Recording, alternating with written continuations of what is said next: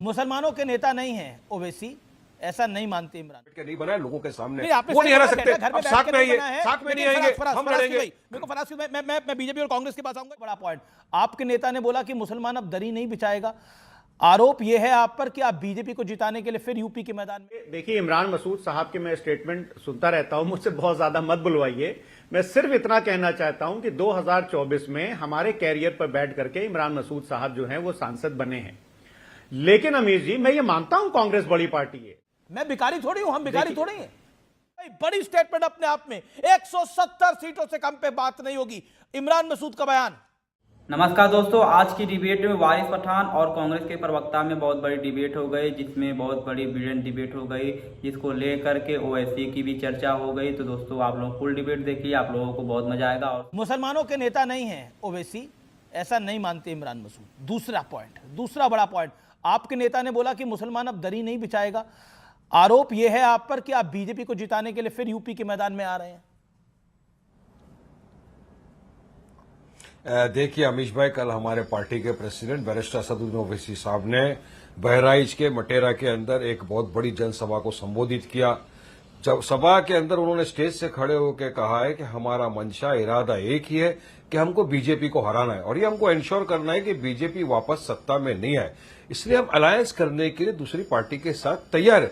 बात शर्त यह है कि ये जो पार्टियां हैं सेक्युलर एसपी, ये लोग को हमको इज्जत देना पड़ेगी, हिस्सेदारी की बात करना पड़ेगी। अब हम दरी नहीं बिछाएंगे, अब बैगिंग बॉल लेके नहीं जाएंगे कि आइए हमको साथ में लीजिए, नहीं लीजिए। क्योंकि होता क्या अमीश भाई पता है, इनको हम बोलते हैं बिहार में भी, जैसा हमने कहा तेजस्वी को आइए साथ में लड़ेंगे, बीजेपी को हराएंगे, नहीं आए। और जब हम लड़ते हैं ना तो हम पे तरह तरह के बेबुनियाद इल्जाम से ठोक दिया जाता है कि बी टीम है, डी टीम है, सी टीम है। उनको फर्क नहीं पड़ता उसका कोई भी। इसलिए पहले से कहा, बाद में टीवी के चैनलों पर हर जगह चिल्लाएंगे बी टीम है, तो वो नहीं चलेगा। क्योंकि अब असल बी टीम डी टीम कौन है ये तो सबको पता चल गया देश को। जो हमको इल्जाम लगा रहे थे, जो कल तक गाने गा रहे थे, आंख में काबा दिल में मदीना, सबके सब तो चले गए बीजेपी के अंदर, चाय पी रहे हैं बीजेपी के साथ। जो हमको गालियां बक रहे थे, कह रहे इनको वोट देंगे तो बीजेपी सत्ता में आ जाएगी, हमको वोट दो, सेकुलरिज्म के नाम पे वोट लेके सब चले गए बीजेपी की गोद के अंदर जाके चले गए। तो हमारा ये मानना है कि हमको उत्तर प्रदेश के अंदर हम तो पूरी ताकत के साथ लड़ रहे हैं अमीश भाई, और हमको यकीन है कि इस मर्तबा यूपी की जनता हमको प्यार मोहब्बत भरपूर वोटों से नवाजेगी और हमको वहां पे कामयाबी मिलेगी। क्योंकि अखिलेश देखिए 2 मर्तबा से हरा नहीं सके बीजेपी को, साफ बात है। तो डेटा है तो मैंने घर में बैठ के नहीं बनाया, लोगों के सामने, वो नहीं हरा सकते। अब साथ में आइए, साथ में नहीं आएंगे, हम लड़ेंगे। मेरे को फराज, मैं बीजेपी और कांग्रेस के पास आऊंगा। ये लड़ाई इस समय ये सपा और वारिस पठान की लड़ाई बड़ी है। अखिलेश, तुम बंगाल गए थे दीदी की मदद के लिए, वहां पर लाइन लगाकर नेता बीजेपी में शामिल हो रहे हैं। क्या आप कहना चाहते हैं उन्हें? क्या मैंने कहा तुम जाओ बीजेपी में? डायरेक्टली ललकारा है उत्तर प्रदेश में आकर असदुद्दीन ओवैसी ने अखिलेश यादव जी को। अमीर जी, देखिए, आपने जो ऑल इंडिया मजलिस इत्तेहादुल मुस्लिमीन का जो अभी आपने शुरुआत में एक वो चलाया कि उत्तर प्रदेश में इन्होंने 10 सीटें हरवा दी। देखिए, वारिस भाई की जो पार्टी है वो असलियत में आप उसको अर्थमेटिक मत देखिए, आप ये देखिए कि केमिस्ट्री क्या है। असदुद्दीन ओवैसी साहब की पार्टी की इलेक्शन में एक कहीं आप मीटिंग करवा दीजिए, इनको वोट भले 5,000 कम मिले, लेकिन बीजेपी के 50,000 वोट बढ़ जाते हैं। अब उसका रीजन क्या है? उसका रीजन यह है कि इतना जबरदस्त ये पोलराइजेशन करवा देते हैं कि भारतीय जनता पार्टी की तरफ जो हमारा वोट है पिछड़ों का, दलितों का, पर ये वो जब भी नहीं भी लड़े थे तब कौन सा उस पर जीते इम्पैक्ट हो? पड़ जाता है। ये तो 2014 में नहीं लड़े आप, तब भी हारे। नहीं, हमने 2017 में नहीं लड़े आप, तब भी बुरी तरह हारे। देखिए, ये 2022 में उस ढंग से नहीं लड़े, तब भी आप हारे। आप तो चुनाव हारे ही हारे। सुनिए अमीश भाई, अमीर जी, मैं जवाब देना चाहूंगा। अमीर जी सुनिए, मैं जवाब देता हूं। अगर ओवैसी साहब, सुनिए, ओवैसी साहब, कुछ मुझे बोलना है ना, मेरा टर्न है ना अमीर जी? एक सेकंड, वारिस पठान पहले बोलना चाह रहे हैं, 30 सेकंड उनको वो बोल लें, फिर आप बोलिएगा। वारिस पठान पहले आप बोल लीजिए 40 सेकंड। देखिए अमीश भाई, अभी इन्होंने केमिस्ट्री की बात की तो मैं इनको केमिस्ट्री, बॉटनी, बायोलॉजी, जूलॉजी सब चीज बताना चाहता हूं। कौन वोट कटवा है इसका मैं जवाब बताना चाहता हूं इनको। लखनऊ से आए महाराष्ट्र के अंदर औरंगाबाद में, जहां पे समाजवादी पार्टी का कुछ नहीं था, मैं अभी इलेक्शन की बात कर रहा हूं 2024 की, वहां पर हमारा जो एक्स एमपी था इम्तियाज जलील साहब, वो खड़े हुए थे एमएलए के लिए।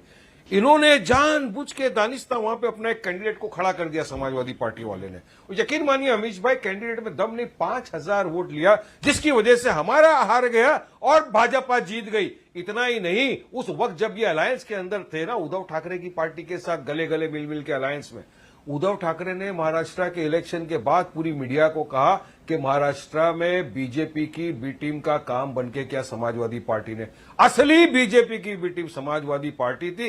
इनकी वजह से महाराष्ट्र में बीजेपी को फायदा पहुंचा है। ये इनके अलायंस पार्टनर ने कहा ठीक है, था। आपने वारिस जवाब दिया। अरे हम जा रहे हैं हिस्सेदारी की बात करने, तो तकलीफ हो जाता है पेट में। ओके, फराज जवाब 30 second, then I will go to BJP and Congress. मैं देखिए, अभी वारिस भाई ने औरंगाबाद का एग्जाम्पल दिया, मैं उत्तर प्रदेश के बाराबंकी जिले की कुर्सी विधानसभा का जवाब देता हूं। वहां पर इन्होंने अपना कैंडिडेट खड़ा किया और इनको लगभग 7,000 वोट मिल गए। हमारा प्रत्याशी 250 वोट से हार गया। तो देखिए, आज की तारीख में हो, मैं तो एक बात पूछना चाहता हूं, तेलंगाना में क्या इन्होंने सरकार बना ली? आप चुनाव लड़िए, बिल्कुल लड़ रही है, आप जाके मणिपुर में भी लड़ लीजिए, आप मेघालय में भी लड़ लीजिए, आप केरल में भी लड़ लीजिए, सब लेकिन जगह लड़ेंगे। तेलंगाना में आपकी क्या पोजीशन है, मैं तो ये जानना चाहता हूं। उतने आप लड़िए, आप कोई अरे अधिकार जहां जहां दिया है नहीं लड़े संविधान वहां और अभी आप बीजेपी लोग का को सुपड़ा जिताइए साफ हो वारिस गया। भाई। वारिस नहीं, तो जहां जहां नहीं लड़े, किदवाई साहब सुनिए, किदवाई साहब बड़े एहतराम के साथ आपके साथ पेश आ रहा हूं, बड़े एहतराम से बता रहा हूं। जहां जहां हम नहीं लड़े, जहां जहां असद ओवैसी साहब का हेलीकॉप्टर भी नहीं गया, वहां भी सुपड़ा साफ हो गया आप लोगों का, कांग्रेस वगैरह का। क्या किस पे इल्जाम लगाएंगे? और जहां जहां आपने वोट लिए, जहां जहां हमको हराया और जीते, उसके बाद जीतने के बाद कहां चले गए मुसलमानों के वोट? सीधा बीजेपी की गोद में आप लोगों ने जाकर डाल दिए। इसके बारे में भी तो जरा दिखाइए ना देश को। वोट लिया आपने, डरा डरा क्या कर एमआईएम को वोट देंगे, बीजेपी सत्ता में आ जाएगी, ये बी टीम में, सी टीम में, डी टीम में। आपको लोगों ने भरोसे के साथ वोट दिया, टीएमसी को वोट दिया। अखिलेश खुद गए थे ना वहां पे कैंपेनिंग करने के लिए। आपने वोट लिया, इक्तेदार की कुर्सी पे आके बैठ गए, सारे के सारे चले गए भाजपा, सीधा भाजपा की। अब क्या जवाब देंगे पब्लिक को? आप बताइए, क्या बोलेंगे? किसको बी टीम बोलेंगे, डी टीम बोलेंगे? बताइए चलो मेरे को। Faraz 30 second, then BJP and Congress. Okay, मैं 30 सेकंड में आपको जवाब दे रहा हूं। जब कोई किसी भी पार्टी का बड़ा नेता यह कहेगा कि 15 मिनट के लिए पुलिस हटा लीजिए, तो उसका फायदा भारतीय जनता पार्टी को पूरे देश में मिलेगा। ये बात आपको समझनी चाहिए। और रही बात हेलीकॉप्टर की, तो आपके नेता भी तो बोलते रहे हैं, आपके नेता भी तो वोट जिहाद बोलते रहे हैं, आपके नेता भी तो ये बोलते रहे हैं कि पुलिस को मत हटाइएगा, इन पुलिस वालों को मत हटाइएगा, अगले 6 महीने उसी विभाग में रहने चाहिए अफसर और पुलिस वाले। अब्बास अंसारी ने 2022 के विधानसभा ने बोला, और तो और आजम खान ने बोला ये अफसर कुछ नहीं होते, ये पुलिस वाले कुछ नहीं होते, ये तनखैया होते हैं, तनखैया। बोला कि नहीं बोला? जिसको मौका मिलता है वही बोलता है। आप में ये आपकी पार्टी के नेताओं के मैं नाम गिना रहा हूं। लेटेस्ट बयान जावेद अली का है, एसपी नेता जावेद अली का क्या बयान है आपको मैं सुना देता हूं। जावेद अली के बयान से आप किस तरह से सहमत हैं? जहां बहुसंख्यक ज्यादा तादाद में रहते हैं और बीजेपी के फैलाए गए जहर को बहुसंख्यक अवाम निगलने लगा है। मतलब वो देश के बहुसंख्यक आबादी को जहरीला बता रहा है, इस देश के हिंदुओं को जहरीला बता रहा है, और आप ज्ञान दे रहे हैं असदुद्दीन ओवैसी को। कोई कम नहीं है जी, जवाब दीजिए इसका। मैं जवाब दे रहा हूं। देखिए अमीर जी, क्या होता है कि एक वो यूपी में कहावत है ना कि सूप बोले तो सूप बोले, चल नहीं बोले जिसमें 72 क्षेत्र। भारतीय जनता पार्टी के गोपा मऊ से एक विधायक हैं, उन्होंने कहा था पत्थरों के आगे गिड़गिड़ाने से कुछ नहीं मिलेगा, पत्थरों को पूजना छोड़ो, उनके आगे गिड़गिड़ाना बंद करो। बीजेपी के नेता की बात करूंगा, मैं पूछ रहा हूं आपके नेता की। आपने बोला ओवैसी के भाई ने, छोटे ओवैसी ने गलत बोला, यही आपका बयान था ना? मैं पूछ रहा हूं क्या जावेद अली ने सही बोला? इस देश की बहुसंख्यक आबादी जहरीली है। अब बताइए, हिंदू मुसलमान कौन कर रहा है इस पूरे चुनाव को? बीजेपी की तरफ से तो एक बयान नहीं आया, कांग्रेस की तरफ से तो एक बयान नहीं आया। जावेद अली कह रहा है कि हिंदुओं की आबादी जहरीली है, ये किस तरह से जायज है? अमीर जी, मैं इस बयान का समर्थन नहीं करता हूं। कार्रवाई करिए महाराज, जावेद अली लेकिन पे क्या कार्रवाई करिए, समर्थन की बात नहीं है। अरे सर, कार्रवाई करिए आप लोग। सर सुनिए तो, अमीर जी सुनिए तो, मैं ये जानना चाह रहा हूं कि श्याम प्रकाश जी के ऊपर कोई कार्रवाई होगी कि नहीं होगी, उसका भी जरा से आप अपने इतने बड़े चैनल से, इतने बड़े, आप कह रहे थे कि ये इनके नेता जब बयान देते हैं तो फायदा बीजेपी का कराते हैं, यही बोला ना फराज भाई। देखिए, मेरे साथ दो नेशनल पार्टी बीजेपी और कांग्रेस के प्रवक्ता के पास मैं अभी तक गया नहीं हूं। आप सोचिए कितना इंपॉर्टेंट विषय है ये। अभी आप कहते हैं कि ओवैसी साहब की पार्टी आती है तो बीजेपी को फायदा देती है, इस तरह के बयान देकर जावेद अली किसका फायदा कर रहे हैं? जावेद अली किसका फायदा कर रहे हैं? जवाब दीजिए। ओवैसी, देखिए ओवैसी साहब की पार्टी जो है वो जब ओवैसी साहब का हेलीकॉप्टर किसी विधानसभा क्षेत्र में उतरता है रिपीट कर रहे हैं तो आप। उनको वोट भले 2000 मिले, वो वोट भले 2000 मिले, लेकिन भारतीय जनता पार्टी के 20,000 वोट बढ़वा देते हैं। मेरे को जवाब ओवैसी लेना साहब पड़ेगा, की मुझे पार्टी जवाब के लेना पड़ेगा प्रवक्ता वारिस पठान से। वारिस पठान 30 सेकंड वारिस पठान।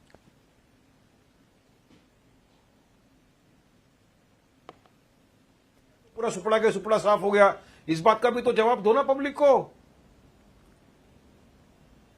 आप क्या बोलिए वारिस। देखिए अभी इन्होंने इल्जाम लगाया कि हम जहां जाते बीजेपी 20,000 वोट ज्यादा मिल जाता है। अरे भाई साहब, अभी अखिलेश गए थे ममता दीदी की कैंपेनिंग करने के लिए बंगाल में, हम तो सिर्फ 9-10 सीटों के ऊपर लड़े थे। फिर क्यों पूरा सुपड़ा के पूरा सुपड़ा साफ हो गया? किसने वोट काटा? किसने बीजेपी को फायदा पहुंचाया? लाखों वोट से क्यों जीत गई बीजेपी? इसके ऊपर भी तो जरा गौर डालिए ना। ये जब तक आप लोग अपने अंदर सेल्फ इंट्रोस्पेक्शन नहीं करेंगे ना किदवाई साहब, तब तक ये बेड़ा गर्क होना ही है आप लोगों का। 2 बार आप हार गए, चलिए वहां पे हम लड़े थे क्या चुनाव? हम लोग तो मैंने लड़ रहे हैं। क्यों आप में ताकत नहीं थी हराने की? बीजेपी को क्यों नहीं हरा सके? अखिलेश क्यों नहीं हराया उनको?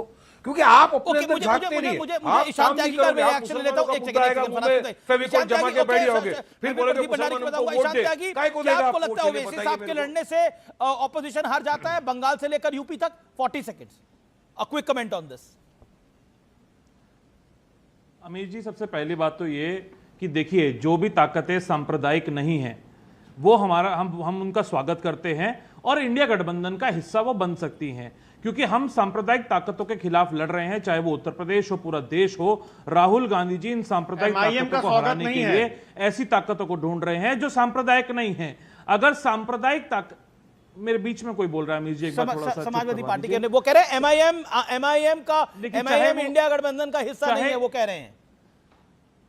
हम उन सब ताकतों का स्वागत करते हैं जो दलितों पे हो रहे अत्याचार के खिलाफ बोलने को तैयार हैं, जो पिछड़ों पे हो रहे अत्याचारों के खिलाफ बोलने को तैयार हैं, जो अल्पसंख्यकों के खिलाफ जो अत्याचार हो रहे हैं उनको उनके लिए बोलने को तैयार है। हम उन सब ताकतों का स्वागत करते हैं। जिस तरीके से बीजेपी सनातन का और हिंदू धर्म का अपमान कर रही है, प्रभु श्री राम जो हमारे आराध्य हैं उनके नाम पे चंदा चोरी कर रही है, अब से नहीं 1990 से चोरी करती आ रही है बीजेपी, आरएसएस और विश्व हिंदू परिषद जैसे जो संगठन है, वो प्रभु श्री राम के नाम पे अब जो चंदा चोरी कर रहे हैं। अगर जो लोग सनातन का अपमान कर रहे हैं इनके खिलाफ बोलने को जो तैयार हैं, जो बेरोजगार युवाओं के लिए बोलने को तैयार हैं, जो महिलाओं पर अत्याचार हो रहे हैं उनके खिलाफ बोलने को तैयार हैं, हम उन सब स्वागत। नहीं, बिल्कुल आपने बोला ये जो समाजवादी मेंबर ऑफ पार्लियामेंट, बता दीजिए, एक सेकंड, मैं बिल्कुल आपको मौका दे रहा हूं। Samajwadi party member of parliament Javed Ali साहब ने जो बयान दिया है वो सही है या गलत है? कि उनके नेता असदुद्दीन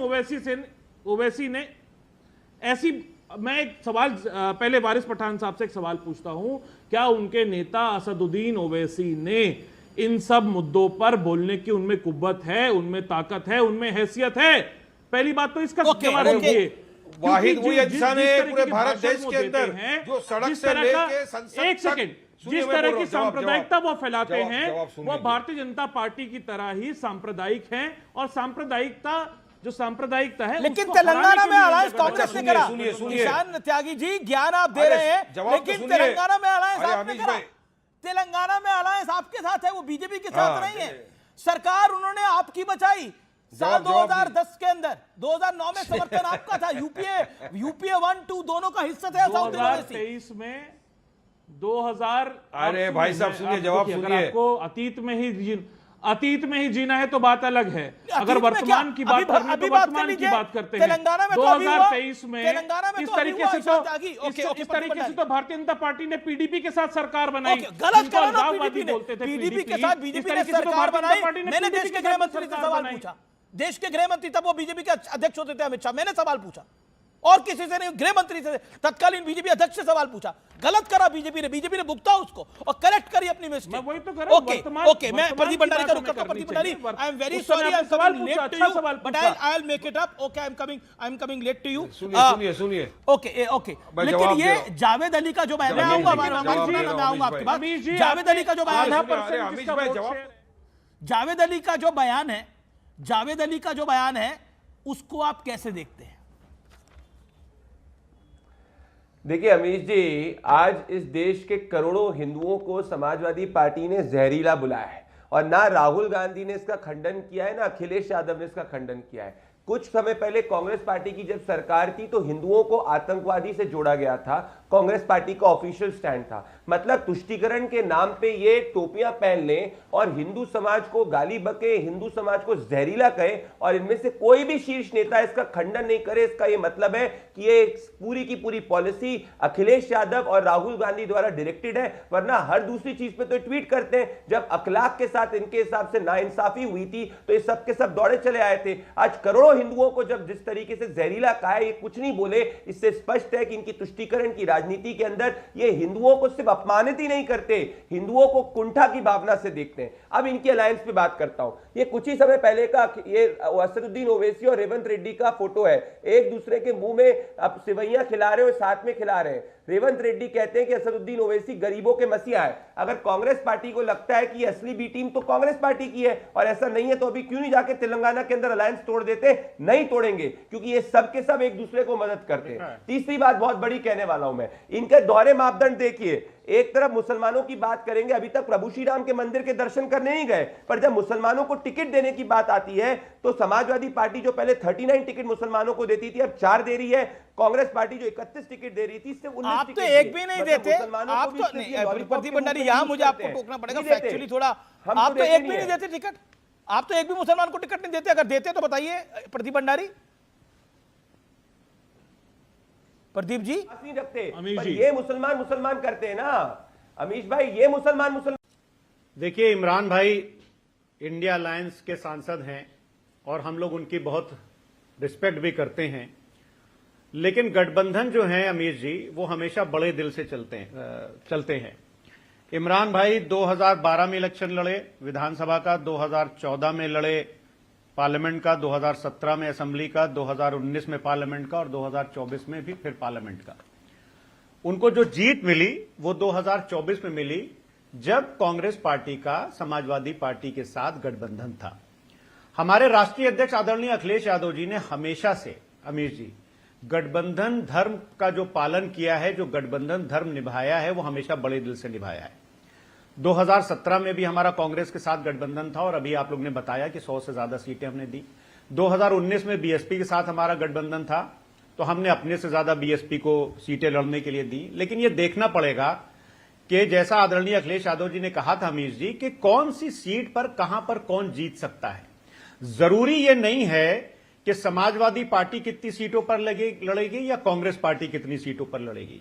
जरूरी यह है कि भारतीय जनता पार्टी को उत्तर प्रदेश में 150 के अंदर सिमटा दिया जाए।